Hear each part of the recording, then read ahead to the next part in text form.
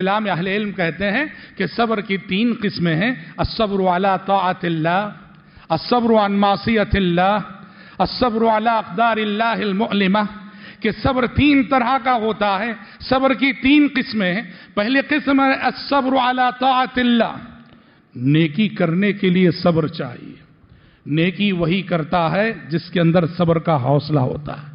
یہ صبر کی پہلی قسم ہے۔ ہم بزنس کر رہے ہیں، کاروبار کر رہے ہیں، اور بزنس پورے شباب پر ہے، کاروبار بہت اچھا چل رہا ہے۔ اچانک ہم نے آواز سنی مسجد سے، حی علی الصلاح حی علی الفلاح۔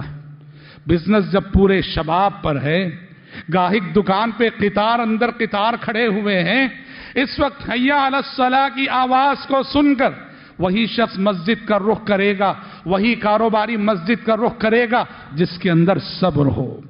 وہ بزنس کو چھوڑ کر حی علی الصلاح کی آواز سن کے مسجد کا رخ کرتا ہے۔ یہ بزنس کو چھوڑ کر مسجد کا رخ کرنا یہ صبر کا متقاضی ہے۔ ہم سوئے ہوئے ہیں، ہم آرام کر رہے ہیں اور مست نیند آ رہی ہے، ہم نے آواز سن لی مؤذن کی، الصلاۃ خیر من النوم، الصلاۃ خیر من النوم۔ نرم بستر کو چھوڑ کے اٹھنا اور پھر وضو کر کے مسجد کی طرف رخ کرنا یہ صبر کا متقاضی ہے۔ جس کے اندر صبر ہوگا وہی جاگے گا، جس کے اندر صبر ہوگا وہی اٹھے گا، جس کے اندر صبر ہوگا وہی مسجد کا رخ کرے گا۔ یہ صبر کی پہلی قسم ہے، صبر علی طاعت اللہ، کہ نیکی کے راستے میں صبر کرنا۔ اور دوسری قسم ہے الصبر عن معصیت اللہ، گناہ سے بچنے کے لیے بھی صبر چاہیے۔ گناہ سے وہی بچ سکتا ہے جس کے اندر صبر ہو۔ کیوں؟ گناہ انسانی نفس کی یہ طبیعت ہے، یہ فطرت ہے، یہ مزاج ہے، یہ خصوصیت ہے کہ نفس ہر برائی کی طرف انسان کو کھینچ کے لے جاتا ہے۔ ہر برائی کی طرف انسان کو اس کا نفس کھینچ کے لے جاتا ہے۔ ایسے میں برائی سے بچنے کے لیے، اپنے نفس کو لگام دینے کے لیے، اپنے نفس کو کچلنے کے لیے، اپنے نفس کو مارنے کے لیے صبر چاہیے۔ جو صبر کرے گا، اپنے نفس کو کچلے گا، وہی برائی سے رکے گا۔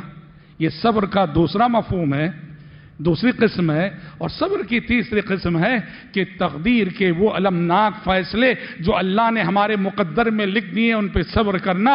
ہمارے مقدر میں اللہ نے غربت لکھ دی ہے، صبر کرنا۔ ہمارے مقدر میں اللہ نے رنج و غم لکھے ہیں، صبر کرنا۔ ہمارے مقدر میں اللہ نے بیماریاں لکھی ہیں، صبر کرنا۔